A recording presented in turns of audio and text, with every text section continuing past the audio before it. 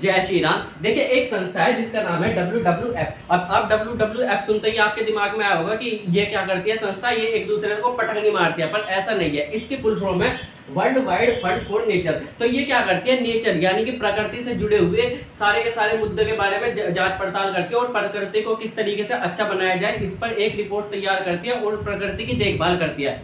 तो इसने फिलहाल हाल ही में एक रिपोर्ट निकल लिया कि जितने भी इस विश्व में देश है सबको भारत से कुछ सीखना चाहिए और जैसा भोजन भारत खाता है उस तरीके का भोजन खाना चाहिए, क्योंकि वो सबसे बेस्ट है आदमी के शरीर के लिए भी और प्रकृति के लिए भी। तो इसने 20 देशों में से रिपोर्ट तैयार की है जो है G20 के देश। तो G20 के देश कौन से कहलाते हैं? जो सबसे बड़ी इकोनॉमी है, यानी कि सबसे अमीर जो 20 देश है उन पर लेकर के उसने रिपोर्ट निकाल लिया, जिसमें कि कौन कौन से देश आते हैं?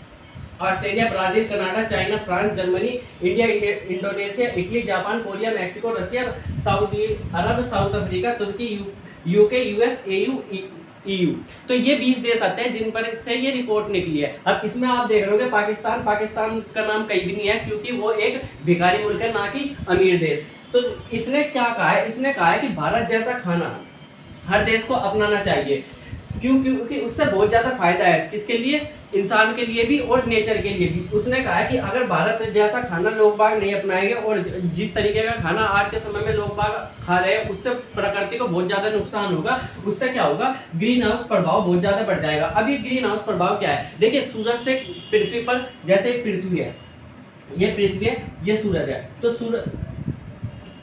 ये सूरज है, ठीक है। तो सूरज से पृथ्वी पे क्या आती है? धूप आती है। अब ये जैसे ही पृथ्वी पर धूप आएगी तो ये धूप क्या होता है? बहुत सारी गैसों से गुजर करके आती है पृथ्वी पर और पृथ्वी को गर्म कर देती है। कई बार ऐसा होना चाहिए कि धूप अगर यहाँ से आई तो ये रिफ्लेक्ट कर जानी चाहिए, जिससे पृथ्वी थोड़ी बहुत ठंडी हो सके। पर बहुत सारी गैसें ऐसी होती है जैसे कार्बन डाइऑक्साइड जैसी गैस, जो कि इस धूप को, इस रोशनी को ऊपर या वापस पृथ्वी से जाने नहीं देती और ये पूरी की पूरी रोशनी पृथ्वी पर ही रह जाती है, जिससे पृथ्वी बहुत ज्यादा गर्म हो जाती है। और लगातार आप देखोगे तो पृथ्वी का तापमान लगातार बढ़ता जा रहा है। इस बार की गर्मी ने तो बिल्कुल हद ही कर दी थी, आप लोगों को याद हो गई, ठीक है। तो इसने कहा है कि अगर ऐसे ही खान पीन लोगों का चलता रहा, ऐसे ही लोग बाग मछली मार करके खाते रहे या ऐसे ही खाते रहे, जैसे खा रहे हैं, जानवरों को मार रहे हैं, किसी को मार रहे हैं, पेड़ पौधों को नुकसान कर रहे हैं, ऐसे ही चलता रहा तो आने वाले 2050 तक पृथ्वी का तापमान जो है वो 1.5 डिग्री सेल्सियस बढ़ जाएगा। और 1.5 डिग्री सेल्सियस का मतलब बहुत ज्यादा गर्मी आ जाएगी। कहाँ तक का?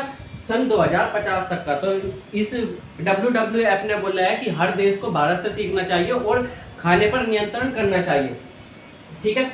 अब देखो, इसने एक और रिपोर्ट तैयार की है जिसमें कि आपको अर्थ समझना होगा। अर्थ का क्या मतलब है? यानी कि सारे देशों के आपस में तुलना करके ये बताया कि किस देश का खाना सबसे अच्छा है और सबसे बेहतर है और प्रकृति के लिए सबसे बेहतर है। तो इसमें सबसे ज्यादा कम मार्क्स मिले हैं, तो वो किसको मिले हैं? अर्जेंटीना को। इस रिपोर्ट में बताया गया कि अर्जेंटीना का खाना सबसे खराब है। अगर इसी तरीके से अगर अर्जेंटीना के लोग पूरे विश्व में फैल जाए और सारे के सारे विश्व के सारे लोग अर्जेंटीना के जैसे खाना खाने लगे और खाना खराब करने लगे, तो जितने अर्थ है, यानी कि सात पृथ्वी का खाना भी उनके लिए कम पड़ जाएगा। 7 पृथ्वी का खाना भी उनके लिए कम पड़ जाएगा। और वहीं दूसरा नंबर किसका मिला है? ऑस्ट्रेलिया को, जिन्होंने कहा है अगर ये इनके जैसा खाना खाने लगे सारे के सारे पृथ्वीवासी तो इनके लिए 6 पृथ्वी का खाना भी कम पड़ जाएगा। ऐसे यूएस, तो यूएस मतलब America, United state of America, तो इसने कहा है कि 5 पृथ्वी का खाना भी इनके लिए कम पड़ जाएगा। वहीं भारत को इसमें सबसे ज्यादा मार्क्स मिले हैं, जो कि कहा है कि अगर भारत जैसा खाना पूरी की पूरी पृथ्वी अपना ले तो एक पृथ्वी से कम में भी सबका भला हो सकता है। तो आप लोग को क्या लगता है कि हर देश को भारत जैसा खाना अपनाना चाहिए या अपने तरीके से ही खाना पीना चाहिए? आप लोग इस बारे में क्या सोचते हो? कमेंट करके जरूर बताना। जय हिंद।